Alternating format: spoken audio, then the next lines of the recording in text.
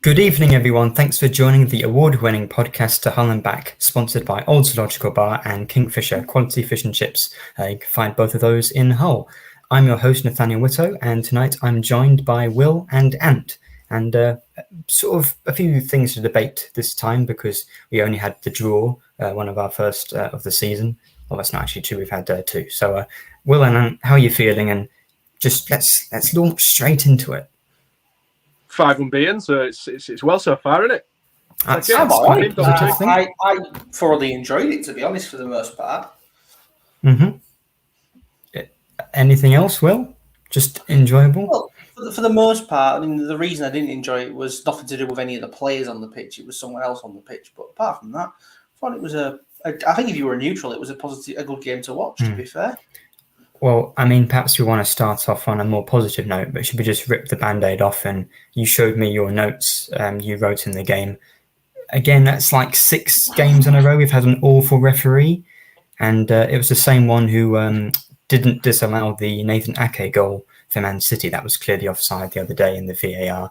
And then it seems to me like he's been punished to move down to be a referee in an EFL game after an awful mistake in the Premier League. It just shows that they don't really care about refereeing at this level. The note in particular, and I will say it in full uncensored glory, is, ref, what the fuck is wrong with you? Do you know what a yellow card is? Oh, write that down, Will. You've got to edit that for West Hull FM. Top analysis. Top analysis. Really rubbish. I mean, I wasn't at the game, but we couldn't complain about it after the Leicester game because we were glad to, see out the win, but seems to have changed the long added minutes at the end of the game, especially with the lap incident and the big fight at the end of the game. There should have been more than 3 minutes added. So, Ant, how annoying is it? Yeah, I mean, I think the most frustrating part of it is that it's inconsistent, isn't it? If you're going to add, all this added time on for stoppages in play and try and slam that time wasting side out of the game, then you've got to do that in every game. So at the minute, I think it's a bit unclear as to what they're adding time on for, or if they stopped doing what they were doing at the beginning of the season. No one's quite sure. Because you're meant to be adding time on for everything. So it's like, goal celebrations and, time spent trying to get the ball for a goal kick and corner and everything like that. So, yeah, the amount of added time on is quite bizarre when you think about how much potentially in a game that there should be. You should be looking about 7 or 8 minutes minimum every match, shouldn't you? So, yeah, it's quite bizarre. But like you say, the inconsistency of referees, I think, is the biggest irk of everybody, because you don't mind a ref that has a certain way or a style of doing stuff, but as long as it's consistent across 90 minutes in every game, then you kind of accept it, don't you? But it's not at the minute. Yeah, I think we've been especially unlucky, and also the refereeing for both teams has been awful in all the games we've had. It's not just been us that's been annoyed. There have been decisions both ways which are just clearly wrong, and the way they're managing the games as well. Sometimes you can understand if they've got a difficult 50-50 decision wrong, but how they manage the game, cope with the yellow cards especially, and when they're giving out the yellow cards has been really awful. So, shame to talk about the refereeing, but I imagine that we're going to be talking about that a lot more. And it is annoying that they've already not been consistent with the amount of added minutes, because there are certain teams that have benefited from that this season. And because it's not all the way throughout the 46 games, it's going to be unfair for some teams that when it gets later on and they change the rules, it's not consistent. So, very negative start. But generally, I've written down that it was a game of 2 halves. First half, not so great against Coventry. Second half, we were the much better team. So, Will, what changed between the 2 halves for you? Well, simply put, Liam made a change. Obviously, he brought on.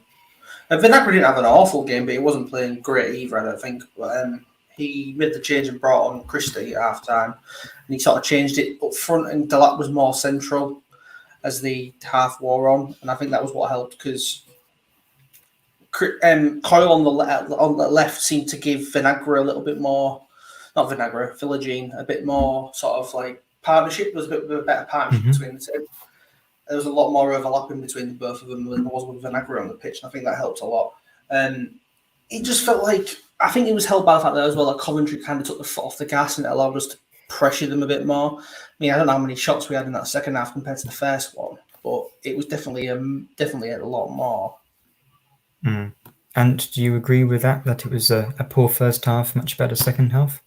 Yeah, I mean, a pattern of our play this season seems to be we start the first half playing far too slow, far too static, not enough options off the ball. There's no urgency, no intensity in the play, and we kind of play into the other team's hands, really. And, a side like Coventry are a lot more streetwise than us. They tried bullying us, and the ref kind of allowed it for a long period of the game, I think, which is the most frustrating thing, is the vast majority of their fouls they were breaking up our play. It was all tactical fouls, and they weren't getting punished for it. So as long as they weren't getting booked for it, it'd continue.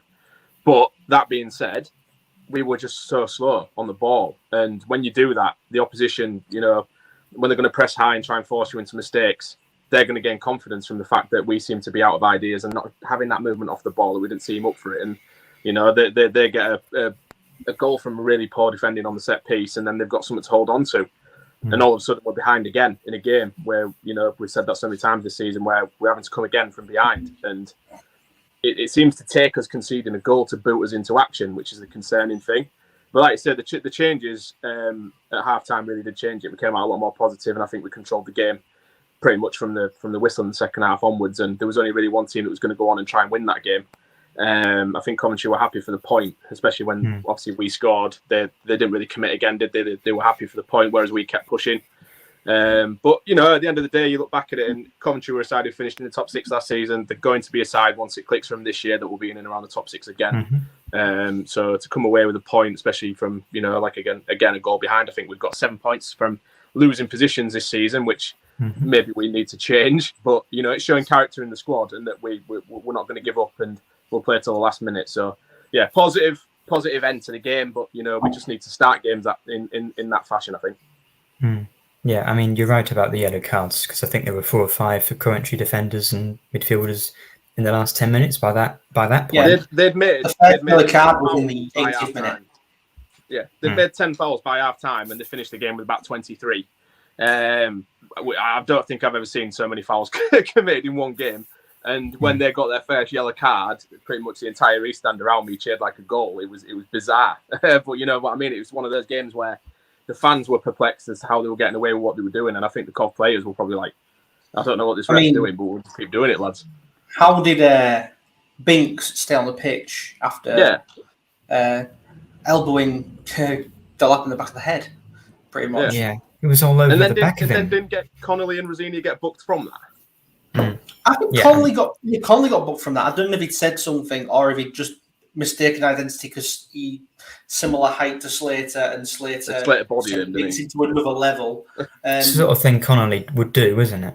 Yeah. And then Rossini got booked for essentially moaning about his own play getting smacked in the back of the head. Yeah, ridiculous. I mean, and the referee's running past it. He runs past it, and then he looks back once he's run past it, seeing Delap on the underneath Binks. Yeah, ridiculous. But I think it's occasions like that is what are the linesmen and the fourth officials for? Because you've got one linesman on one side of the pitch that's going to be looking down the line to see if obviously the Coventry attack is offside or whatnot. But the other linesman, all he has to do is look at the player behind him. He should have seen it, and the fourth official should have seen it. So I'm imagining that Connolly or Rosini have probably got booked for asking why there's not a card beyond the yellow there, because you get booked for that this season, don't you? I remember Maddison yesterday for Tottenham got booked for doing this pretty much. Yeah. And maybe because he's a Premier League ref, he thought he was expecting VAR to come in his ear and tell him what was wrong as well. Yeah, maybe. I think the actual decision that I think summed it up perfectly was, I think it was at the start of the second half, there was a point where he pulled it back for a Coventry offside, but it was in their half. How does that work? You can't be offside in your own half. Yeah, ridiculous. I think sums it up. It's bizarre that a referee's punishment is to be sent to manage a game of ours. Why do we have to suffer for it? Yeah, refereeing another game. That is actually also extremely important if they're going to believe in that. But yeah, as I said at the beginning, it seems like they don't really care. I think also something to remember that only very few referees, like last year we had, can't remember what his name was, but a referee that is part-time. Like, I'm not even sure that a lot of referees in this country that genuinely see this as like their top priority. And with all the abuse they get, I can imagine that. But yeah, they're not going to care about an EFL game, especially if they're, it's a Premier League club perhaps as well. The integrity we see, the amount of, what Dean, what's Mike the referee? Dean. It's Mike Dean. Yeah, exactly. Nothing against Matt Dean of Humberside. Like what he was saying about he doesn't want to put his mate under pressure a few weeks ago with, telling him to go to the VAR. Utterly absurd. But one positive to take out. Aaron Connolly, 6 and 11 goals, 11 matches as well for Hull City since we signed him in January. Great record. Well, it could be 8. He missed one decent chance. Well. Yeah, he could have scored against Bristol, could have scored against Coventry. But, strikers not always going to score every chance. The XG, I know Will hates this, but he's beating his XG. So I think the fact that, because the goal against Coventry, backwards header, was so lovely and, important at that time to equalise, that's what you want from a striker. I know he missed some against Bristol and early against Coventry, but then, if you're a striker, you just need to focus on getting the next one. And 4, despite, missing some chances, you wouldn't necessarily expect him to have some. Rosini said in his interview, didn't he, that he was ill. He was ill. He was asking to come off, and Rosini would have said, "No, I want to just stay on because we need to spewing up after the game." Apparently, he said he was throwing up after the game. So we've got a player there who was happy to play 90 minutes whilst ill. And then after that, he came and did the player interview in the press room as well, even though he was ill. Yeah, that's exactly the sort of commitment to the cause you want, and a bit of quality. Liam Smith, he was sick, and he was sick on the pitch as well with that lovely header. To use some hip lingo there. We're a very modern podcast, got to attract the young listeners. I was thinking about writing in my next blog about, is Aaron Connolly, City's next great striker? Because he's scoring goals. He's also, his link-up play is much better than Oscar Estepinian. So far, with the striker options, looking very positive. So just how many goals could he get this season? I mean, you could have said that at the start of last season for Oscar, and he's no longer at the club. Yeah. But I think even when Oscar was scoring, he was sort of scoring tap-ins, whereas Connolly's finishes have been much more... he's missed some, but done more variety in his goals. I think the exciting thing is it's not even just Connolly. We finally now got a situation where we could have multiple players looking at getting 10 plus. Tufan's already on 4, Connolly's already on 4. The Lap will probably get 10 plus on the way he's going. You've got players here who are exciting, and we've now got creativity in behind him. You look at Philogene and how exciting he is. Scott Twine, when it finally clicks for him, he'll be a good player. And then you've got Lakilo who comes on and looks positive. Vinagre and Christie who are attacking fullbacks and will create chances. You've got goals galore in this team, which is something we struggled with last season. So we might have sacrificed a bit of that defensive solidity, but we've scored every game this season. So I'd take that. If you score every game, you're at least going to get a point, unless you obviously concede more, which is basic football. Michael Owen quote there. Our defence isn't quite that bad that perhaps if we do score, we are likely to get a point with the amount of attacking players and the amount of good defending players we have as well. I want to focus on the performances of a few individuals. Mentioned a few there. Of course, talking about the amount of fouls we got, and with Delap holding the ball up and Philogene and Twine, these sort of skillful players. Twine will be under a lot of scrutiny for his free kicks. He had a few poor ones against Coventry, but is it just a case of when he gets his first one, that could be really good, because if we do have some of the most fouled players, he'll be an asset eventually when he does score, right? I would hope so, because currently most of his free kicks resemble try conversions rather than actual shots at goal. Yes. Well, the rugby season's almost done, right? So he'll be, perhaps when the rugby's finished. He was the focal point of the attack, because I think he had more shots than anyone else on the pitch. He had quite a few. Yeah, and you want your players to be getting to those positions, because then you will score if he keeps getting to the positions. It's just, and he's a quality player. He's still not had that many games in our system and in the Championship, so I'm sure he'll come good. But I think because I know, Ant, you said take him off free kicks, and then we did. I think the Kilo had one, but really, except Ward-Prowse, I don't think we'd rather have anyone taking free kicks in the whole league. It's not taking him off free kicks indefinitely. It was just in that game. I think he was overthinking them. He had 2 or 3, and all 3 of them were absolutely dire. And the one that Lakilo took looked like it was going in. If it didn't hit the wall. So it's one of those where I think sometimes when you have a couple of bad ones, it gets in your head, doesn't it? And I think he's trying too hard to impress at the minute. I think that's his problem, because his performance wasn't as bad as people were making out online. But I do think he struggled with the physicality that Coventry gave. Like we say, he had a lot of shots, but a lot of them were pot shots from range. He had the one. Was it him that had the chance when he was put through by Christie? A good chance straight to the keeper. So he's gonna. I think when you're a player who's brought in to score goals and create goals, when you're not doing that, you get in your head, don't you? It's all confidence with attacking players. So I think, like you say, once he gets his first one, he'll be up and running. He'll be class. But I'd definitely keep playing him and put him back on free kicks for the next game, at least, because he, like we say, he's obviously going to be our best set piece taker. It's just the Hull City curse of when we bring players in, they just seem to. It just goes out the window, doesn't it? Especially with corners. The corners at the minute are just dire, aren't they? We don't even look like we're going to score one. Well, I mean, I suppose the goal did come from the second bit on the corner. Yeah, I mean, that's close. It's close. Play. I mean, the thing is, it's like he's obviously trying to mix it up as well with the short corners and that. And when you play a short corner, the atmosphere just dies. It's like, oh, you've got an opportunity to stick it in the box, to just do it. Why are we messing about? But we even when we do just stick it in the box, it goes nowhere near. So I don't know. How do you fix it? I'm going to look in this book, How to Watch Football, for the corners. Let's see, you go. Chapter 12. Short corners are actually good. And this is from you're not going to read the entire section of that THAB book, are you? Well, no, the sections, the chapters are just 2 pages each. So I won't read the whole thing, but generally, short corners do have a place. I don't mind us having a variation of both. The problem is, at the moment, neither of them were. Neither of them are effective. Yeah, I think 1% of corners or 3% of corners result in a shot or a goal, whereas 9% of short corners result in a shot on goal. So statistically, perhaps not for City, maybe we've not got the players to do that. I was going to say, I think it'd be hard found to find a clip of us scoring a short corner in a long time. Yeah. I mean, I guess the goal we scored was sort of, second phase, that cross, but not exactly. On that, though, you've mentioned players so far. You haven't mentioned a second Tyler Morton. Well, yes, he is next on my list. Again, playing without shin pads, bit risky. I think that Grealish route. I think. Yeah, surely the sort of freedom and weightlessness you get from not having shin pads is not worth the fact someone could kick you in the shin and end your career. So I'm personally not for it.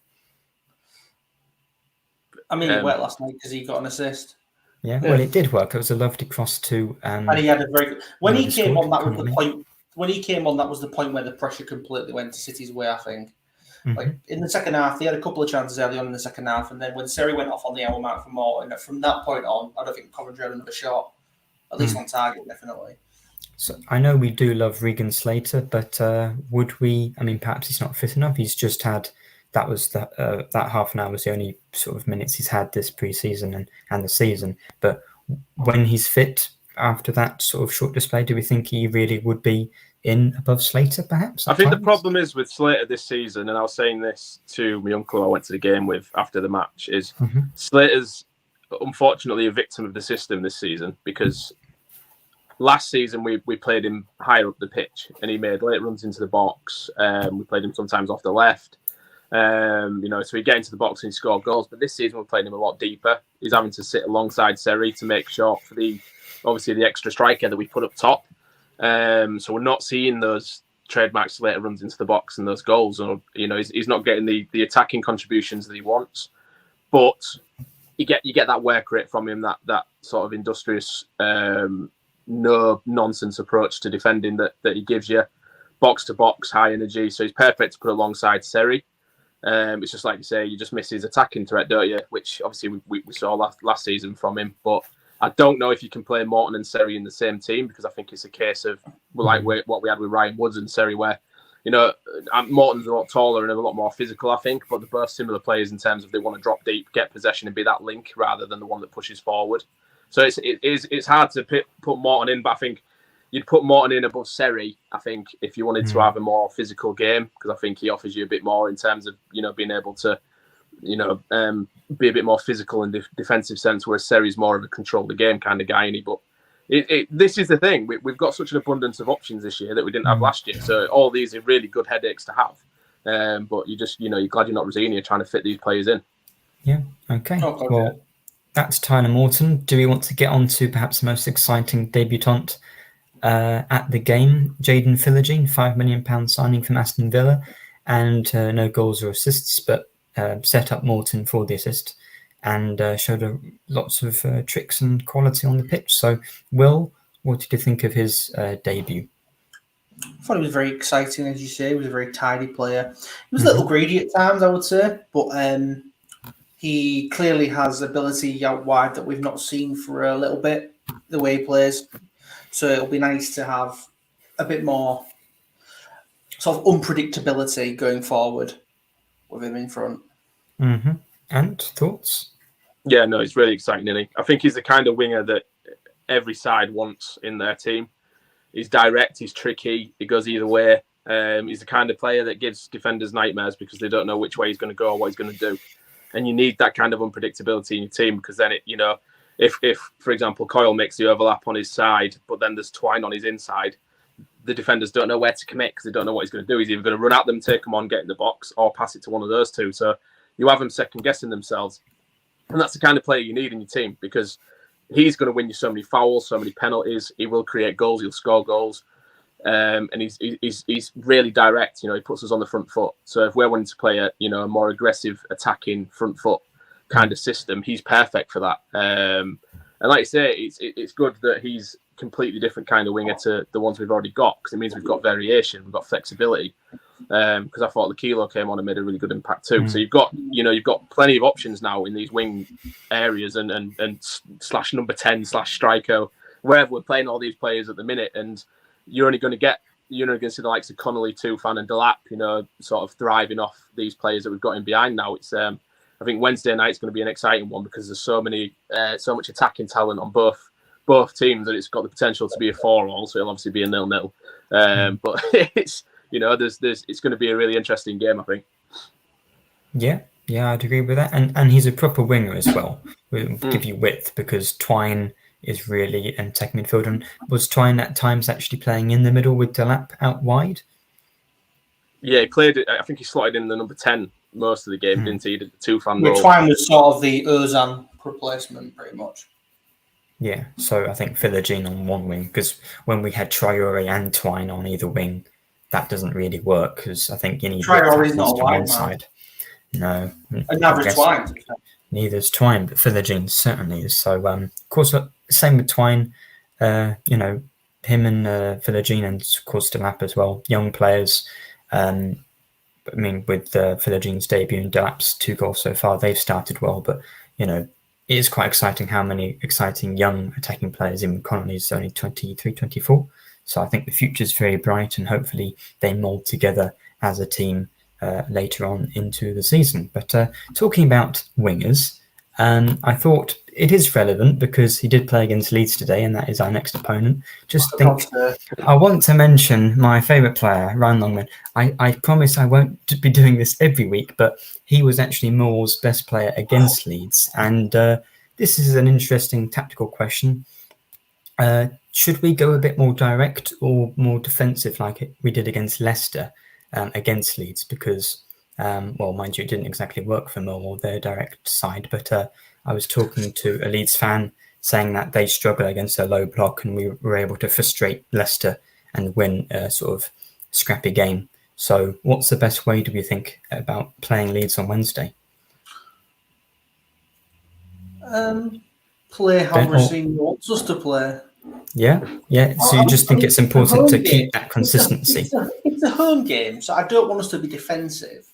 Because he's asking for negativity. You're going to get the crowd on your back. Yeah. You've got to play how we've been playing, because otherwise you'll never improve it. Yeah, I think Rossini will back us to be better than Leeds are at keeping the ball because that's their system as well. Leeds' weakness is their defence. They're relying heavily on just having their attack is by far their most. Yeah, they're relying on they want to score more goals than you. I mean, they've had 2 clean sheets in a row for the first time in God knows how long. But it's because the attacking talent they've got at the minute are pressing teams into a position where they're forcing errors and forcing them to go long. And teams Millwall went with a 5-3-2 against Leeds, which I don't think was the way to go because they had far too many players in their own box. I think I saw the Millwall podcast tweet about saying how confused it was the system they were playing because they weren't going at Leeds. They were playing straight into their hands and letting Leeds come after them wave after wave. But you need to target those wide areas and the spaces that when Leeds commit forwards and they leave a lot of space, we've got to be able to exploit that. In saying that, it's a worry that if we start the same way we did against Coventry, we again play into Leeds' hands because they're a team that are going to, they've got a lot of pace in their attack. And if we're too slow with the ball at the back, they will press us into corners and force errors. And obviously, if you get the tails up at the beginning of the game, you could give them the impetus. So it's important we start strong. I think you have to just go straight for them. And it needs to be fast. It needs to be intense straight from the off. We can't start like we did against Coventry for me, or it could be a problem. Yeah, okay. Well, Danny, Leeds fans commented if we come with a low block on Wednesday, then Leeds will struggle. But to get a bit more insight onto the Leeds United aspect of things, here is Joe Wainman of the Just Joe podcast and also the White Rose Rivals podcast that Tom goes on every week. Yes. So, Joe, good evening. I am on time, aren't I, lads? I'm on time, Anna. Right, okay, you'd already started. I didn't realise, but 7:30 for me to come in and chat about Leeds. I get it now. I was worried then. No. Yeah, think you want to chat about Cov. Yeah, fair. I'm ecstatic because obviously today was game day for us, and we won the game 3-0. We never do well at Millwall. Long time since we won down there. We don't do well in London. I don't know how it is for you folks, but whenever we go down south, we always do piss poor. I think we lost the last 7 games in the capital. So that's his first game down there this season. And we won 3-0 at Cantor. So that's that monkey off the back. Do you know what I mean? Yeah, exactly, Danny. It's not my show, you see, so I don't have to be early. Late, sorry. What? Yeah, I don't know. I'm all over the shop, as you can see. We won a game 3-0. It was really, really good. So, I'm happy. So generally on Wednesday night, it should be a good game between 2 good attacking teams. How do you see it going? Do you know what? I'm excited to play Hull City. And the reason I said not taking anything away from Hull, because I think they're a very good side. I really like what Liam Rossini is doing. But we've already seen with Ipswich, it helps Leeds United if teams are going to come play football. I think we struggle to break down low block sides. We struggled against Sheff Wednesday. I mean, if we're being honest, probably one of the worst teams in the division. So, exactly. Yeah. So, I mean, you battered them, didn't you? Was it 4-1, 4-2? 4-2. Somehow we conceded 2 goals to him. Yeah, I know. They went 1 up as well, right? But I think the fact that we struggled against them shows that if you're going to play a low block against us, we might struggle to find the spaces that Ant was just touching on there. But I think if Hull come and play us, I would back us in a straight shootout, in a basketball match, end to end. I would back Leeds United, not from an ego standpoint, just because I think we have a better quality of players having just dropped out of the Premier League. We've got internationals in there, etc. I know you'll have a few as well, but I'm excited for the game though. I think it's going to be good for sure. It's going to be a good football game. So of course you're on the White Rose Rivals podcast where you get all the Yorkshire podcast or Yorkshire team podcasts to come on.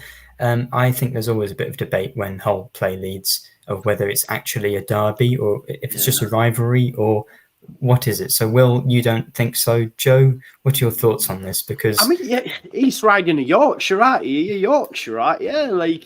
Well, yes, but there are Yorkshire derbies, but sometimes people say that Hull Leeds is the biggest match for the context is important. It's a Yorkshire derby, but Leeds don't see us as much as a rival as what some of our fans do then. I agree with that. Yeah. It's not a rivalry, but it's a derby. Yeah, exactly. No, I agree with that because, like, for example, like we're not asked about Huddersfield, but they seem they're massively asked about Leeds United. Do you know what I mean? Yeah. So I guess, I hear you. But then again, it's like the mad thing is, isn't it? Like our biggest rivals for us, anyway, is Manchester United. Yeah. And they're in Lancashire, or Chelsea, and they're down south. Do you know what I mean? We can't stand Chelsea. It dates back to our issue is our actual rivals, our local rivals, are all rubbish. Scunthorpe and Grimsby are both well all over the place. So we haven't really have anyone close. But Leeds are like the closest team we play on the regular. I think the mad thing is, because I live in the northeast now. I'm originally from Halifax, West Yorkshire, but I moved up to the northeast about 10 years ago, and I lived in Middlesbrough for a little while, and they hated us. And I genuinely didn't know there was a hatred there. Now, obviously, they used to be North Yorkshire, right? So when I do the White Rose Rivals, everyone always says, why aren't Middlesbrough in it? Why aren't Middlesbrough in it? But it's mad, in it? Geography and that. I just know, for me growing up, Hull are in Yorkshire, therefore it's a Yorkshire derby. That's enough for me. I agree with Middlesbrough, because every time I realise Middlesbrough's in Yorkshire, I think that's so weird. Because in football, when they're playing Sunderland or Newcastle, that's the big game. It's not Middlesbrough Hull. No one really cares about that. So I agree, they shouldn't be in it, even if by default they should be. It just doesn't seem right to me.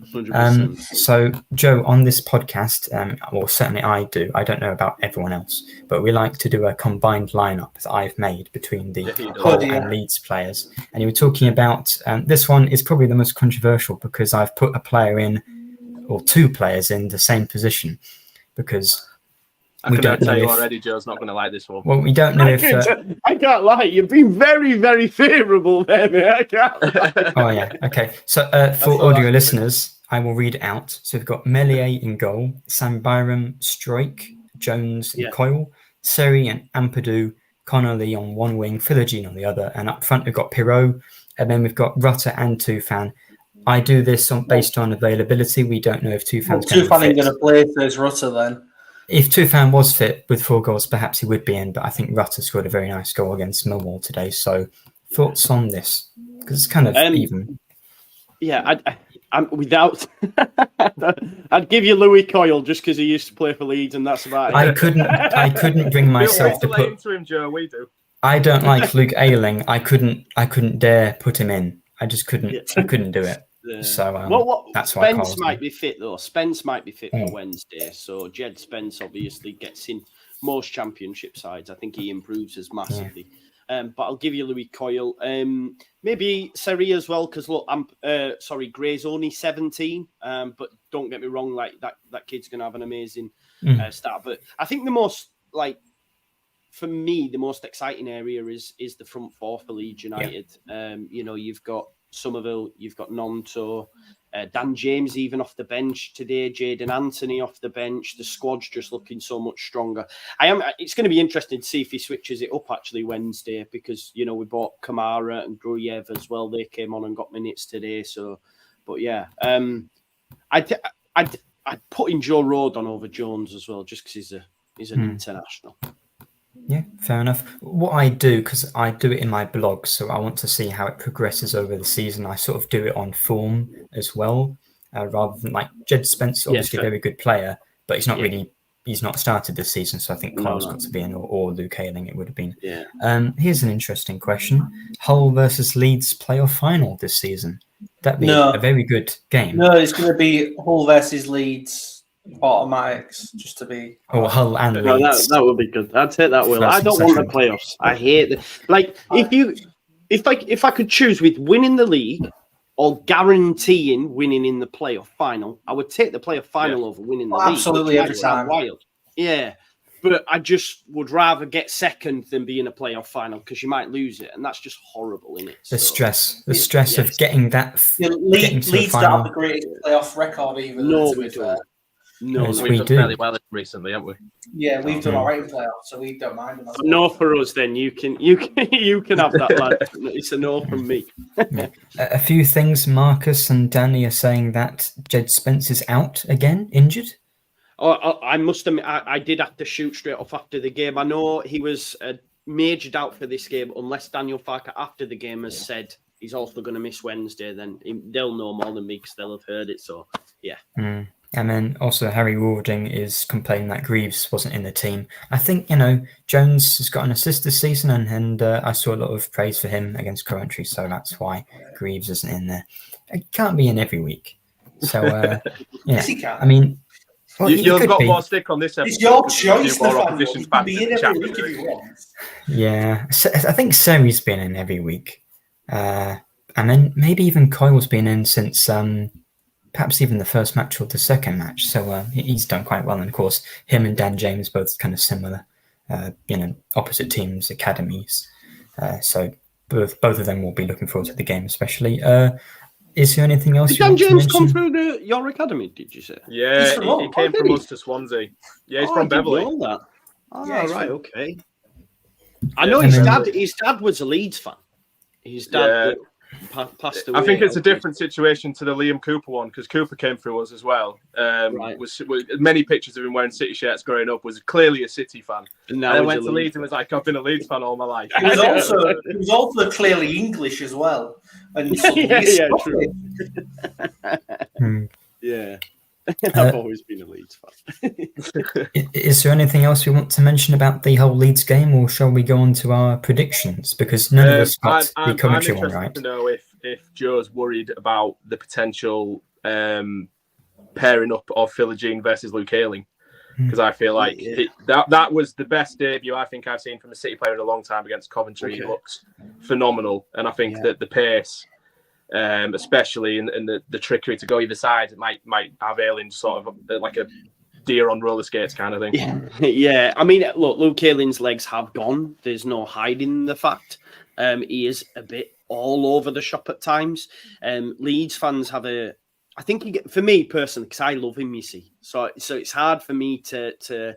We all have them players, right? That you're in, and you won't have a bad word said, right, from time to time. Yeah. Now he gets battered for making an error, but then he don't get the credit when he's laying on an assist or whatever, or he's scoring the goal. Screen. Yes. So I think with Bill, he probably will have a hard time, but I think Daniel, yes, he's out of position, but I say this to everyone. He's asked to play up there. He's almost playing right wing under Daniel Farke. Do you know what I mean? And he has Byram inverting on the other side, so and playing more narrow. So it's a request from Farke. He's not purposely stood massively out of position, because otherwise he's got to be supported by his winger, hasn't he? Yeah, and also what happens is Archie Gray drops in as well behind him when he pushes forward. So it's on all of the right side. But yeah, look, Luke Ayling will be in for a tough time. Sariki Dembele twisted him inside and out against Cardiff. So, yeah. The extra 2 days rest might actually help us as well quite a bit. 100%. Rob has just asked that. Yeah. Joe, do you want to explain what Farke was saying about the minutes rest or days rest? Because he was sort of talking about that in the press conference, that he wasn't happy that we've got an extra 2 days. Yeah. On the pre-match presser, I've not seen the one after, but he did mention it. But if we're being honest, the schedule, it ain't great, is it? Like, you play Friday, but you play Sunday, Wednesday, Saturday, don't you? Yeah, that's right. Yeah. Which it's kind of out of our hands, because it was the rugby was the reason it was changed, because we share a ground rugby team. There's going to be clashes. And like Rossini said in our post-match press conferences, there'll be a bit later in the season where we have to play with 2 days less rest than someone else, probably. It always evens out in places. At the end of the day, because I remember saying it at the time, without going all Jurgen Klopp on everyone, because he's always whinging at it in the end of the day. But they're professional footballers, man. They'll be fine. Yeah. They'll be fine. And I think the season's, so long, with 46 games, maybe 49 to get to the playoff final, that hopefully it would even out over the course of the year, and that if you're good enough, if you deserve promotion or to stay up or whatever it is, really is just up to you.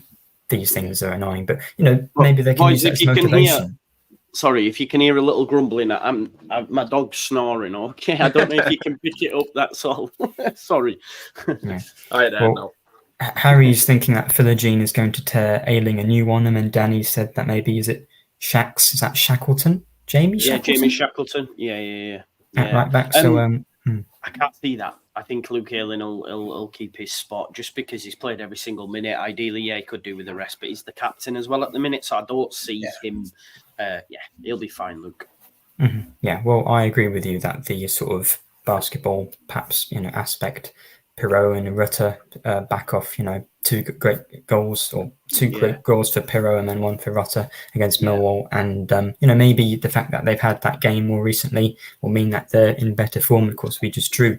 So perhaps, they're not quite as sharp, perhaps. But and then with Delap and Philogene, Connolly, these sort of players, it will be an exciting attacking game. So I think we've come to our predictions.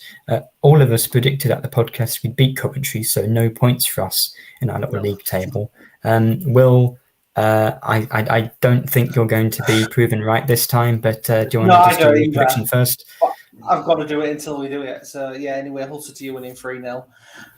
He says this every week, Joe. This has been going on since last season. It's gone too far. And until we win 3-0, I'm going to keep predicting 3-0. Hasn't it gone on since we beat QPR 3-0? And that was like February.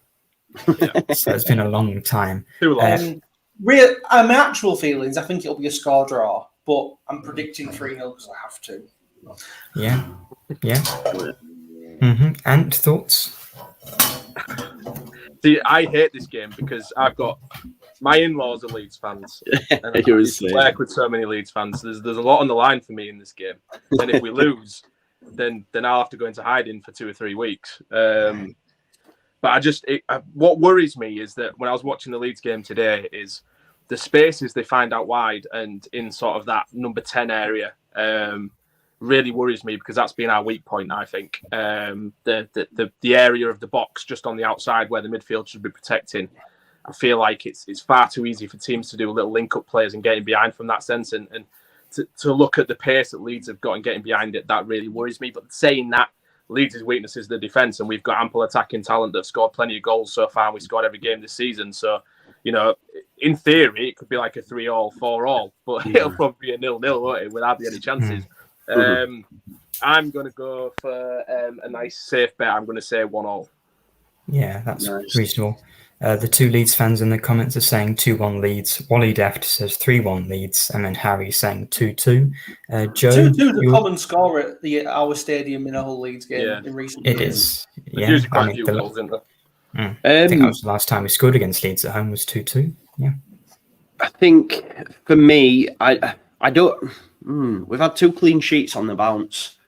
Can we go and get? Because we hadn't had one since February for. We were pretty porous, so the defence has improved. But we scored every game, and it has to end eventually. Oh, you have scored every game. Okay. Yeah. I'll go 2-1 Leeds United. I just think a bit like the Ipswich game, it probably is going to be end to end, and I think our attacking prowess will better your attacking prowess, and that's not me saying yours is poor. I just think we'll be. I mean, we've got Joel Pirro, haven't we, man? He scored 3 in 3. He's a finisher. So great player. Really. Jono Webb says 3-0 City as well, like you will. Well, I predicted. You might actually mean it. Yeah, maybe. I predicted it'd be a 2-1 win against Coventry. So, and that was 1-1. So I'm going to say it's 1-1 against Leeds in the hope that I'm wrong and it's a 2-1 win to Hull. That's what I'm going to go for.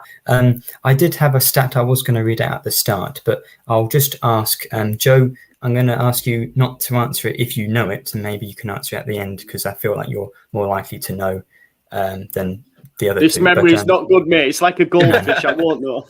Well, the clues are that we've mentioned them both in the podcast, but of course we have. But Will or Ant or anyone in the comments, can you tell me who the 2 players in the Hull City squad that have actually scored against Leeds in their career are? Who they are? We have mentioned both of them. One of them was last year, and one of them was 2018. So I thought I'd do some research on this. One of them is very difficult to guess because of, it is true. Did we play last year? Philogene. Yes, Jaden Philogene scored against Leeds in their career. Okay. It's 2-2 Leeds Cardiff in the FA Cup last year, and then the other player is out on loan currently, who has scored against Leeds. Ryan Longman. Plays for Hull. Very close, Will. Very close with the name. Not Ryan Longman, but Ryan Woods. He scored in a 3-1 win against Leeds for Brentford in 2018. Oh, so I just thought, Yeah, Harry Warding's gone there, Bowen and Wilkes, but I mean, of course, they are the last 2 players to score against Leeds, but they're currently elsewhere. But What's happened to Ryan Woods then? He was a player. He was a decent player. I don't think he fits into the way we play football. He's still a decent player, but he just doesn't fit the way Liam wants us to play. And you were mentioning how him and Seri didn't really work because they're 2 similar players. Yeah, that's what you were mentioning. Ryan Woods is one of those where he's sits deep and dictates play, isn't he? And we already had that with Seri, and Seri's a far better player at doing that. So when you tried to play them both together, we didn't have anything going forwards because there was no midfielders making those runs. So yeah, it never worked. And obviously, you'd rather play Seri above Woods. So unfortunately, for his time at City, he just didn't fit into the squad, did he? So Fair. Yeah. Liam Smith in the comments said a repeat of the 4-4 draw we had against Swansea. We were playing in white, but not Leeds. But we lost 4-0 to Leeds last time we played in the league, I think. So League Cup, we beat them the last time we played. League Cup. Yeah. Yes. Okay. Where was it? League One. Yeah. So, Joe, thanks very much for coming on. Thank you for having me. Where can people find all your stuff? Yeah, just the Just Joe football show. Listen, heavily Leeds stuff, so you're probably not going to like it. But I do have the White Rose Rivals, which is a Yorkshire-based chat that we have once a week. Ant's been on before. It was great to have him. So, yeah. If you fancy some Yorkshire chat, then come on and join us. Thursdays normally at 6 o'clock it is. Yeah, it's worth following just for that, if there's any City fans watching, because I watch it now, and it's a laugh, because obviously you've got all the other podcasts on from the other teams, and it's if City haven't played, I mean, it's been all right for us because we haven't lost in a while, but it's especially good to laugh at Wednesday. Actually, there's the episode, I implore you all to go watch it, the episode after you beat Sheff Wednesday 4-2. Yes, I've seen that. I did like a little edit because the Sheff Wednesday fan Asher was saying it was going to be an easy game, so I mocked it up. It was for us. Yeah, exactly. But it's really enjoyable. Go watch it because we've got him saying, "Oh, easy," and then you score 4. So yeah, it's good. Excellent. Well, thanks again for coming on. Thanks to everyone who's done lots of comments of the school predictions and giving me more abuse for the combined lineup. So thanks for joining me again, Will and Ant, and then everyone who's commented and liked. We'll see you again next week after hopefully a win in the Yorkshire Derby.